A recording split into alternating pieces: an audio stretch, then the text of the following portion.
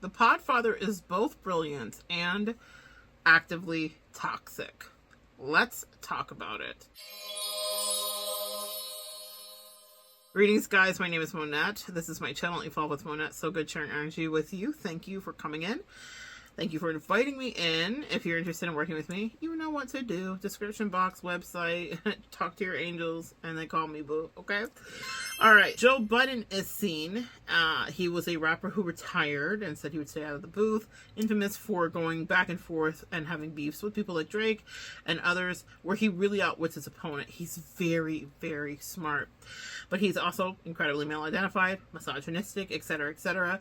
Has a history of abuse, not allegedly. It's documented in court. And most recently, he has been popping up on our timelines because he apparently was sleepwalking naked, allegedly. Now, here's the thing. My angels channeled me. You saw me looking up into this. I'm looking at a whiteboard. My angels channeled to me about 2 weeks ago this message. This was on Here to Do before it broke that he was sleepwalking in the nude and having some showdown with the Edgewater police in Jersey. Like, it's a whole thing. It's a whole thing that's causing relocation and this and that and flip, and it all makes sense. That's a breakdown for another day. The astrology chart of flip entering the Joe Budden podcast. Anyway, if you guys watch it, you will know. Joe Budden is problematic. Joe Budden was on Everyday Struggle and made that grow. That was with academics and Nadeska. Why are you asking questions? You think you're Nadeska? I'm channeling a 21 Savage song. Asking questions like that bitch is Nadeska. Yeah, they were on there, and Joe Budden just imploded as he does. Joe Budden struggles with mental health. He talks about being bipolar and various other things. He's very open. He's vulnerable. He is sensitive in a way that you wouldn't expect for someone that was like a hard, rapper and did battle raps as well at times too. Joe Budden is a real talent. The problem is Joe Budden is incredibly toxic and narcissistic at times. He gaslights, he lies right to your face. He plays devil advocate just to play devil's advocate. He will argue you down to the ground until you're losing your religion, losing your cool, losing your shit, and he hashtag ish. Ish and Ice. Ice not so much. Ish for sure loses his shit because I think they had a very close brotherly relationship, and it spills over sometimes the past things and the unhealed things that Joe did or didn't do. He had an epic falling out with Rory and Mal, who had branched off into their own podcast. They all used to be on the Joe Budden podcast together. But when it came down to the splits and the money, Joe got really toxic, got really funny, got very Virgoian. Then wanted to talk about accountants and bringing lawyers in. And don't you trust me? He was then adding in dashes of street justice as well as street rules. But then also wanted to play it super cool and be litigious too. That's a Virgo for you. Have you ever dated a Virgo, been a Virgo, had a family member that's a Virgo? The way that they will argue you down and never want to take any accountability for what's right in front of them that they've done is crazy work, and it will make you feel crazy too. You have to have a strong personality and a backbone to stand up, because a Virgo will argue you down. We've watched Joe do it with some of the guests on his show, his buddies and his pals and his friends, including the ones that left, because at the end he'll laugh and be like, well, I was just playing. And blah, blah, blah, blah. Even if he was absolutely not playing, he was just as incensed, just as impassioned, and then you look crazy. So many tactics. Now, here's the thing about Joe Budden that I think is really interesting as a case study, is that he tells out loud the things he's doing. So he'll talk about like, oh man, I don't think I was toxic enough with my girl last night, or you ever pick a fight with your girl 2 weeks out because you just need a break because you want to go to the casino. Like, he admits and tells the truth about his low vibrational, not really matured behavior. Joe Budden is 44 years old, born in 1980. A Virgo, like I said, born on August 31st. This man is grown. He's grown, big age grown. So him still having those dynamics are really interesting. And one of the things that even his friends, when they get into the arguments, will say is, you are so toxic, or you lie this way, or you've done this before. There's a history that they have. And that's essentially what Mal was saying. Now, Mal is a whole nother level of pick me show that I can't even, who just is so identified with his like cool guy persona that's not cool at all. Like Mal, it's like, cut it out. But what I will say is that he thought he was standing on business with Joe. And what I will say is that, was he wrong? No. I'm sure that Joe was doing something shady. Joe admitted that he was doing something shady. But what he said was essentially, I'm the captain. Who's going to stop me? Been in a cult where that was said before, and then I did flee. They fled. My point is, they said what they said, and then Joe said, well, I said what I said. And that's where we get into the duality of this abusive, documented on film, camera, and in court person. This person who battles with mental illness and talks about it freely. They remove the stigma for Black men to be talking to a certain degree about how their mental illness and their depression affects them. Who also has ascended to a certain height of notoriety, fame, popularity because he utilized his throat chakra and his gifting, which is communication. He's a fantastic communicator. That's what made him a great rapper. It's not about the song that everybody plays him for. It's about his wordplay and the fact that he would go to war and did many times with some of the greats and came out swinging, and they see him respectfully as someone who had a skilled pen.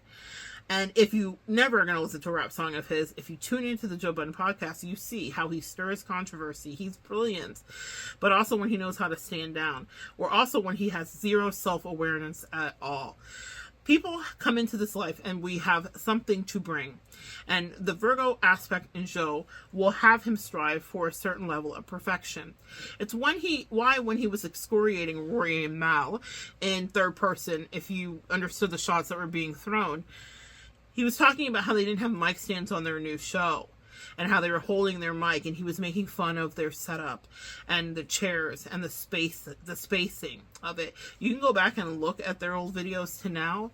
Even though they had left him and they were essentially like the scorned, wounded partners from the abusive domestic violence guy, allegedly, emotionally, financially, they took every single note that he had. They now have stands for their mics, and they adjusted the set, got a redo, a refresh. Camera angles were different. When he was cursing them out and being like, essentially like beating his chest, he was like, I do what I want to do, and I'm the king, and I made this shit, and I'm the podfather, all that, yeah. But he did these really specific, and this, I thought, was Virgo energy on display at its finest. Really specific critiques about things that were just fucking with him that he didn't like to see, because he felt like even though they were divorced, separated, annulled, that they were a representation of he. That could be a play to his narcissism. They did start out here on his podcast. Or it could be a play to his Virgo perfectionism. And he thought, how dare you go start something else? First incensed by that. Fine, if that's how you want it to be, beating on the chest. But regrets were had, I'm sure. Because there is a part of Joe that introspects, and that's what makes him particularly interesting and genius at what he does, is he has the ability to pull it all the way in. If you want to see another flavor of him, watch his interview with the 9/11 surfer. He does an interview with a guy, and it's beautiful. That's another side of Joe. But back to the Rory and Mal thing. He couldn't stand that they had gone off and were doing a half-ass rendition of what he had put a lot of pride, thought, and time into. And he thought, if you're going to slag me off, or if you're going to mutiny, or if you're going to abandon ship because I made you, because essentially he pushed them out manipulatively because he didn't want to be questioned about the money and the splits, what you will not do is half-ass it. Ever the teacher, Virgoian energy, the hermit specifically.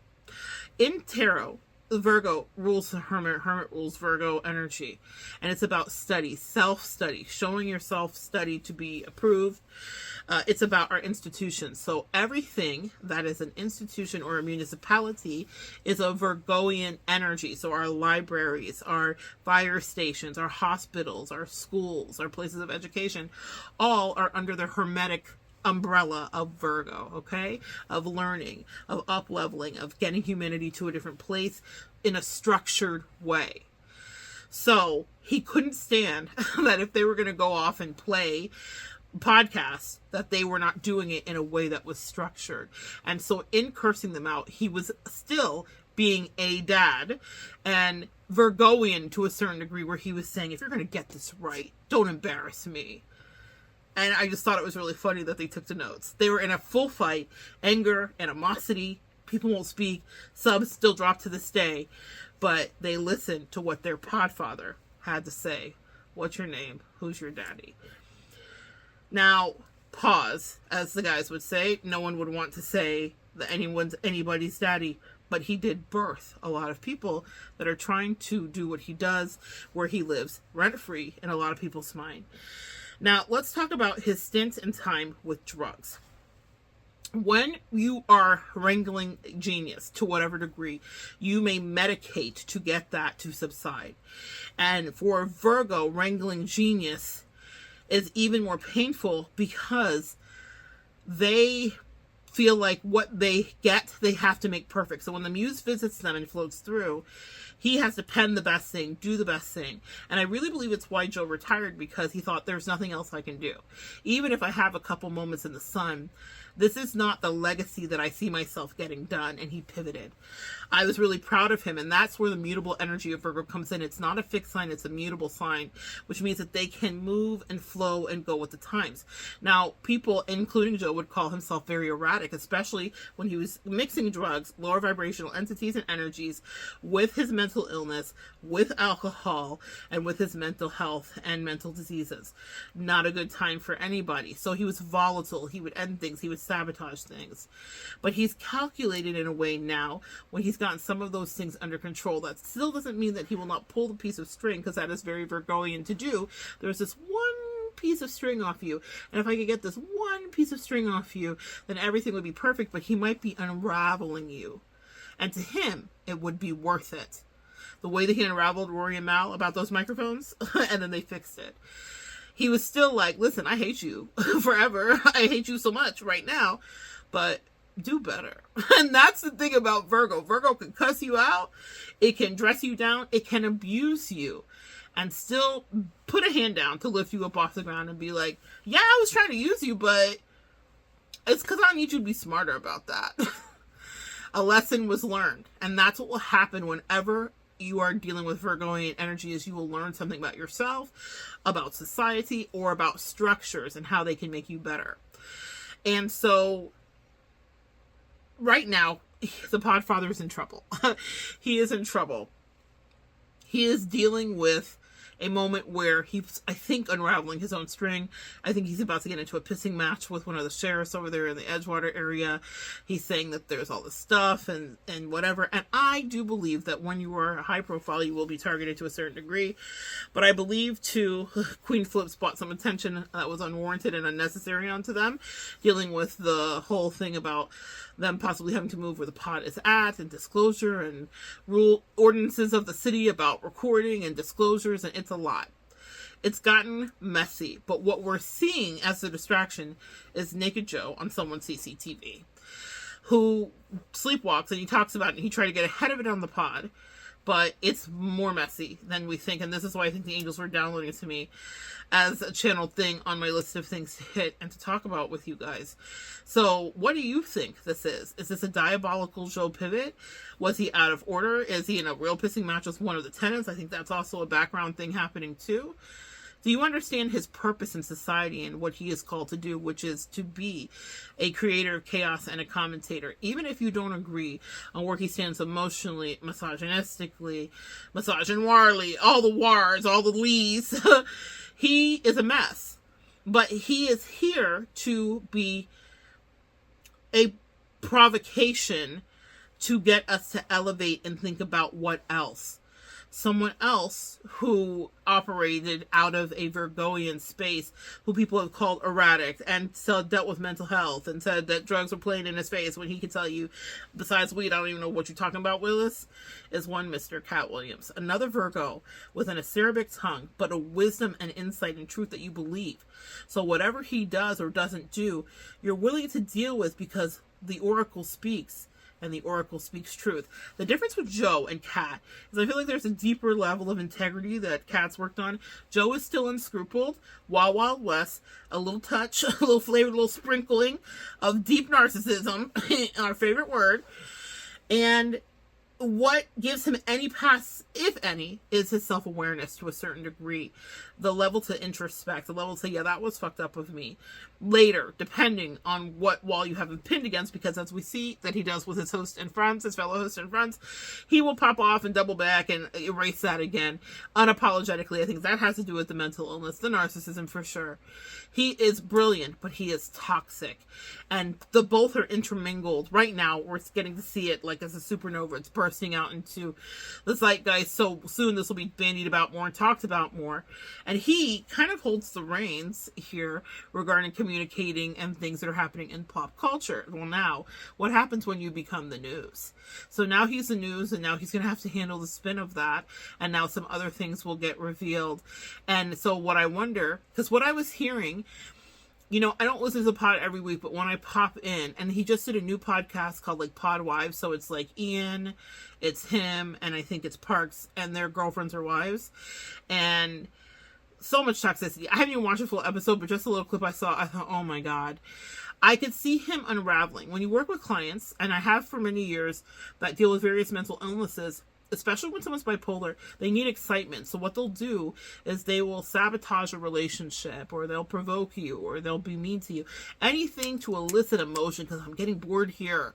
I need something to destroy. I need something to repair. I need something to do. And so I've heard his verbiage about being tired of things, or wanting to put stuff off, or not listening to her needs, about kids moving in, blah, blah, blah, blah. Over the last couple of months, I've seen a shift, and now we're seeing the culmination of it. Joe is going through an episode, and that's why these teachers, these celebrities show up on the world stage for us to examine this way. If you have ever dealt with someone with mental illness, you can see the signs, and if you can hear, you can start to pay attention to the patterns. And that's what I teach a lot of empaths, earth angels, and empresses over here that are in recovery from narcissistic abuse, from narcissistic best friends, from coaches, from people that abuse their power to any degree, is you set yourself free when you identify the patterns of the people around you that are starting to treat you badly or poorly or whateverly. The patterns are what set you free. So just hearing some of his words, he reminded me of clients that I've known, or friends that I've known, that were about to skitter off the edge of their mental insanity for a moment and have a spiral. And so he's picking things apart, and then there's this erratic behavior and the naked sleepwalking, and it all is an underlying thing happening because he's having, I think, an episode right now.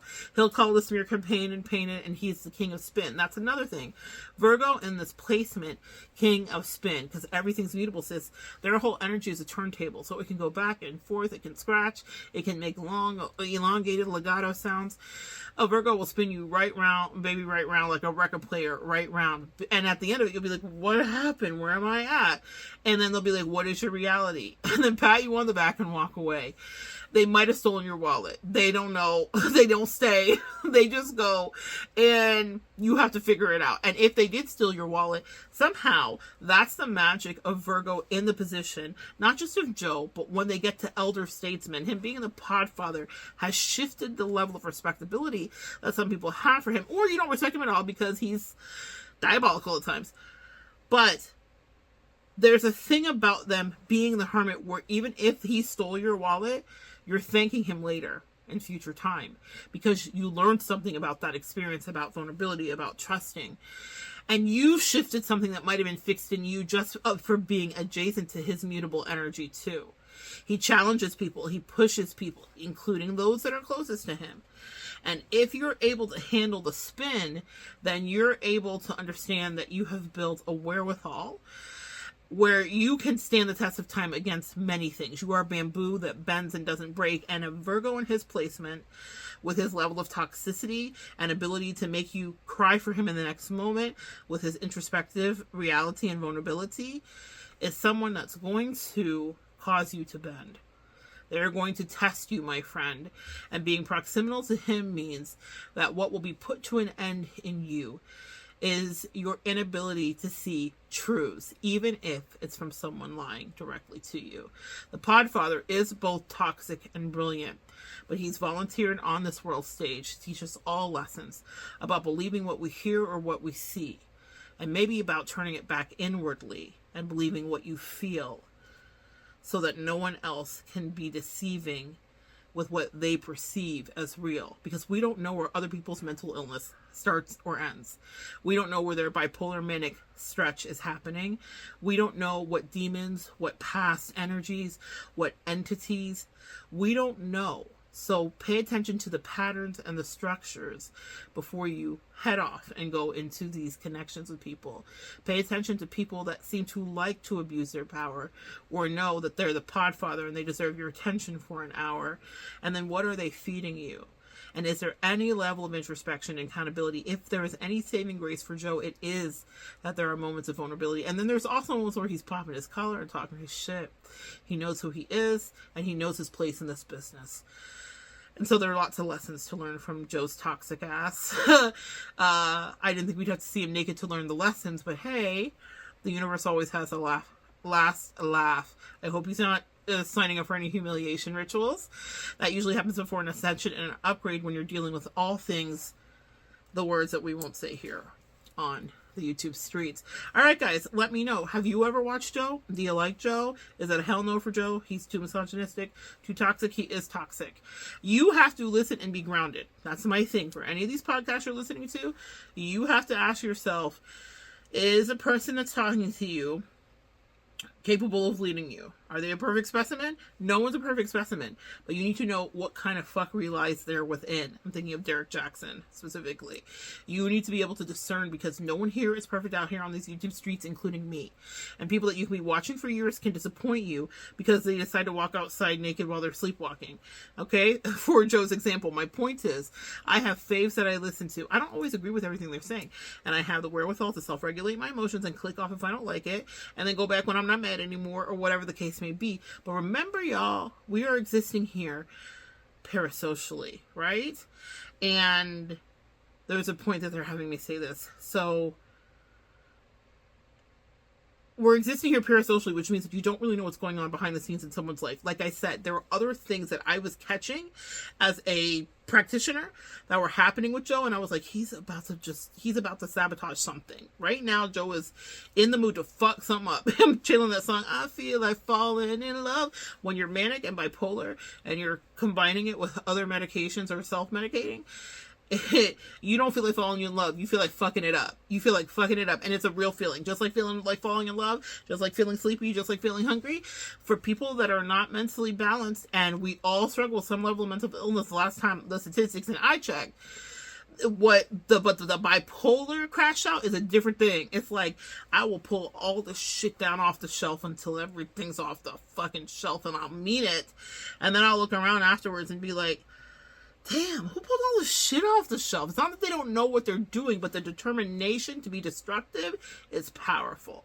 Maybe someone here needs to like check into that. So you need to understand who's on the other side of the screen. None of these people are perfect. I'm not perfect. You're not perfect. Okay? You've made mistakes. I made mistakes. These people make mistakes. But see what you can take, because if we were to never listen to anybody, there are so many corrupted, weird, creepy things that we found out in the year of 2024, the year of Aquarian receipts, right? And there are people that left us with lasting impressions that are part of our time capsule that got canceled. So many people prior to 2024 too. But does that mean that they did not have something to offer the world the same way you do? Meaning, the muse moves through us all to a certain degree, and the muse doesn't decide if you are worthy or not. It says, will you be a conduit to get it out? We get to decide, is someone's moral character in alignment? Do they get time in our life? I'm channeling Kevin Spacey, a brilliant actor and someone who is diabolically creepy. Both things are true.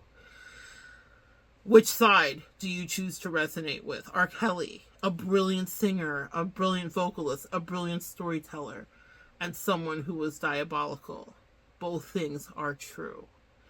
Where do you stand in the midst of that truth? How do you consume or not consume the works of these people that channeled the muse and then were incredibly fallible? The Podfather is both brilliant and toxic. But that is a question that's left up to you, sis. What do you do with that? And do you kill or keep respect, on someone's name if you feel like you can't integrate the duality? Meaning you get to choose. You have free will to be like, nope, that person's just not for me. I can't fathom, I can't rationalize, I can't make it work. And so I lay it down in the dirt. Or do you understand? Or is there any room or wiggle room? Are you an absolute fatality finish in Mortal Kombat? Or, I see. And if you're leaning more to I see, that's Virgoian energy. That's mutable energy. So let me know. Leave your turntables down below. Records. I don't know, y'all. Come back and join me next time. We'll continue to evolve together.